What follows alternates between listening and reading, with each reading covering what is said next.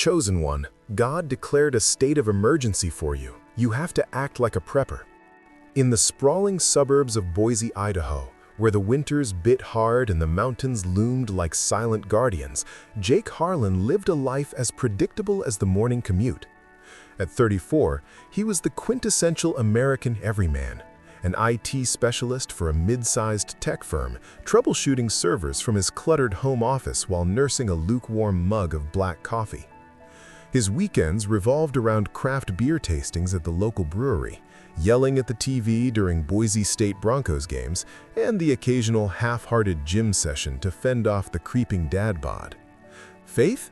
It was there, tucked away like an old family Bible on a dusty shelf, something he turned to in tough times, like after his divorce 2 years back, when the emptiness of his two-bedroom ranch house felt too vast for one man. Jake wasn't the type to chase signs or wonders. He believed in God, sure, but in a practical Midwestern sort of way. Pray for guidance, work hard, and let the chips fall. No visions, no prophecies, until that fateful night. It was February 1st, 2026, a Tuesday that started ordinary and ended in eternity. Jake had crashed early after a grueling day fixing a network outage for some East Coast client. The clock on his nightstand read 3:17 a.m. when it happened. Not a dream, not a whisper in the wind, but a voice that thundered through his core, bypassing his ears entirely. It resonated in his bones, his spirit, like the deep rumble of an earthquake only he could feel. "Jacob, my son, I have declared a state of emergency over your life. The clock is ticking. The storm is no longer coming. It's here. Prepare like the days of Noah. Stockpile what matters. Fortify your soul. You were chosen for this hour. Do not delay." He bolted upright, sheets tangled around his legs, sweat beading on his forehead despite the chill in the room. The air hummed with an electric charge, carrying the faint scent of ozone, as if lightning had struck indoors. His heart pounded like a war drum. He grabbed his phone, half expecting an alert, maybe a national emergency broadcast, a tornado warning, something tangible. But the screen was blank, save for the time and date. No calls, no texts, just silence, broken only by the distant howl of a neighbor's dog. Shaking, Jake flicked on the lamp and reached for his Bible, the real one, leather-bound and worn from his grandma's hands.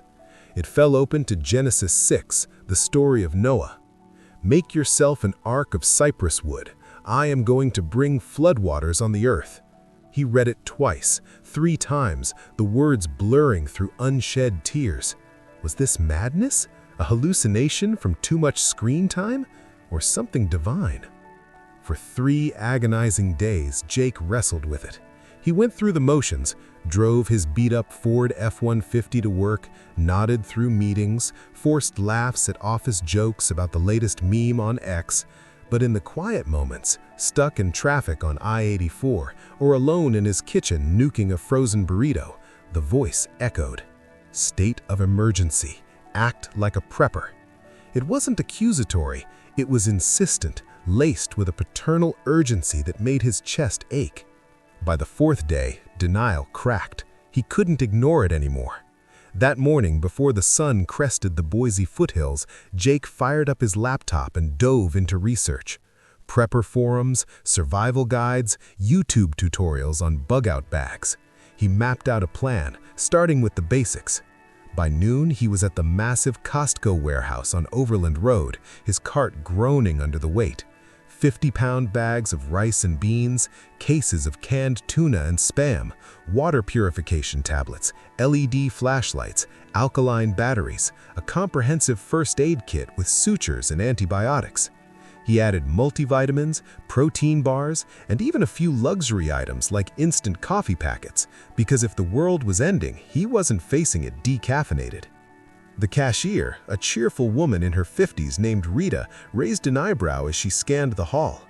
"Stocking up for the apocalypse, hun?" He forced a grin. "Something like that. Winter storms, you know?" She chuckled. "Smart man, better safe than sorry." But as he loaded the truck, doubt crept back. His neighbors eyed him curiously as he hauled boxes into the garage. Mrs. Jenkins from next door, watering her dormant flower beds, called out, "Everything okay, Jake? Looks like you're prepping for Y2K all over again."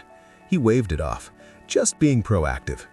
That night, his ex-wife Sarah texted, "Heard from the neighbors you're turning your place into a fortress. Are you okay? This isn't like you. Maybe talk to someone." He stared at the message, thumb hovering over the keyboard. Sarah had left because of his emotional unavailability, as she put it. Now here he was, more alive than ever. But to what?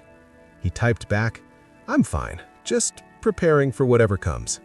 The dreams began that weekend. Vivid, unrelenting visions that left him gasping awake. In the first, Boise's skyline flickered under a blood-red sky, not from fire, but from societal collapse. Supermarkets stripped bare, gas stations dry, crowds clashing in the streets over scraps. He saw families huddled in doorways, eyes hollow with hunger. And in another, he stood atop his roof in pitch blackness, a single lantern in hand, its glow piercing the void. Below, shadowy figures emerged, men, women, children, drawn to the light like moths. They whispered pleas, "Help us, show us the way." And etched across the heavens in fiery script, "You were chosen to stand.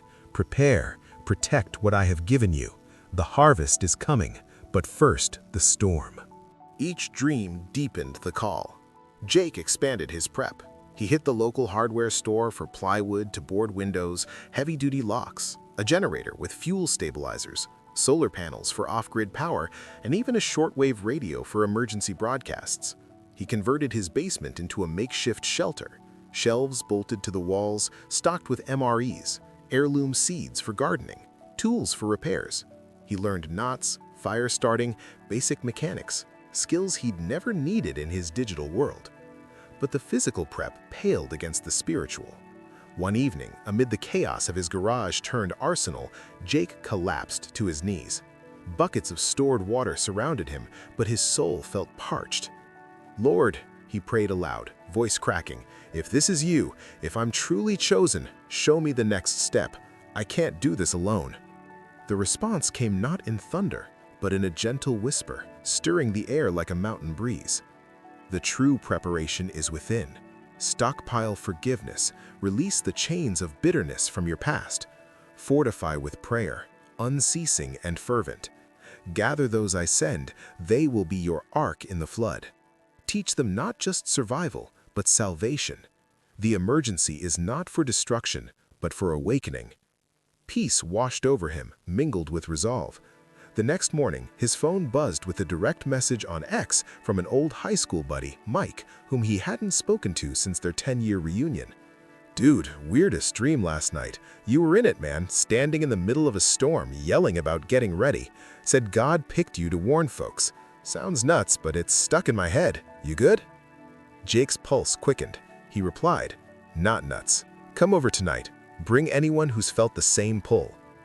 Mike showed up at dusk, looking sheepish with his wife and 2 kids in tow. "Couldn't shake it," he admitted over coffee in Jake's kitchen, like a divine nudge. By week's end, the group grew. 7 souls at first.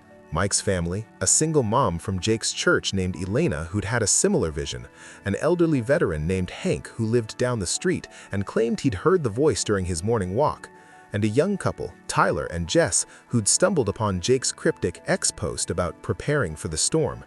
They weren't preppers by trade, just ordinary folks, teachers, mechanics, baristas, but each carried that haunted spark, a conviction that something seismic was brewing.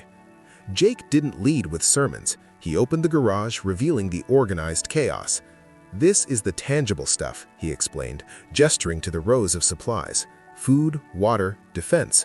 But God's emergency isn't just about surviving, it's about thriving in the chaos, forgiving old wounds, building unbreakable faith, creating a community that stands when everything else crumbles. They met nightly. Prayers turned into strategy sessions, learning to purify water, plant victory gardens in backyards, even basic self-defense with Hank's Vietnam-era tips. They shared stories: Elena's escape from an abusive marriage, Hank's PTSD battles, Tyler's doubts after losing his job in the '24 recession. Vulnerability forged bonds stronger than steel rebar. Months blurred by. The world teetered on normalcy's edge. Stock markets volatile after global supply chain snarls, wildfires raging unchecked in California, geopolitical tensions spiking with whispers of cyber threats from abroad. No full-blown apocalypse, but the signs were there. Power glitches, food price hikes, civil unrest in cities like Portland and Seattle. Jake's group swelled to 20, then 30. Neighbors who'd mocked him now knocked tentatively, asking for advice on canning or solar setups. Skeptics emerged too. Sarah showed up one evening, arms crossed. "This is a cult, Jake. You're scaring people with your doomsday talk." He met her gaze steadily. "It's not doomsday, it's preparation. God's calling us to be ready, not afraid. Join us if you want." She left unconvinced, but the seed was planted. Then, on a crisp November evening in 2026, the first real test hit. A massive solar flare, predicted but underestimated, knocked out the grid across the Northwest. Boise plunged into darkness. Phones died, ATMs froze, grocery stores shuttered amid looting fears. Panic rippled through the suburbs. Generators hummed sporadically, but fuel ran low. Gunshots echoed in the distance. But in Jake's cul-de-sac, light endured. His generator purred, powering lanterns and a communal hot plate. The group distributed supplies, hot meals from stored propane stoves, blankets, even entertainment for the kids with board games and story time. Word spread via walkie-talkies they'd prepped. Neighbors flocked, dozens, then thousands over the days that followed. One night, as snow blanketed the powerless city, a weary family approached, parents with 3 small children, shivering in thin coats. The mother, tears freezing on her cheeks, clutched Jake's arm. "How did you know? We've got nothing left." He knelt to their level, handing out steaming bowls of stew. "I didn't know. He did.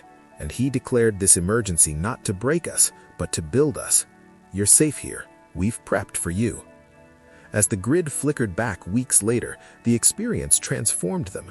Jake's chosen ones, as they jokingly called themselves, emerged not as survivors, but as beacons. They expanded outreach, community gardens, faith-based prep classes, even partnerships with local churches for disaster relief. Jake understood now. The state of emergency was personal, yet universal. It wasn't about hoarding in fear, but stewarding in faith. The storm wasn't just external, economic crashes, natural disasters, societal fractures, but internal, testing hearts and resolve. Years on, as larger tempests brewed, global shortages, cyber wars, spiritual awakenings, Jake stood firm. The chosen one wasn't a title of isolation, but of invitation. His ark wasn't wood and pitch, but people, prepared in body and soul. And the voice? It never left, guiding through whispers and wonders. "Well done, my son. The harvest is ripe. Keep prepping. The real emergency is opportunity in disguise. Stay vigilant. The call echoes still. What will you stockpile today?"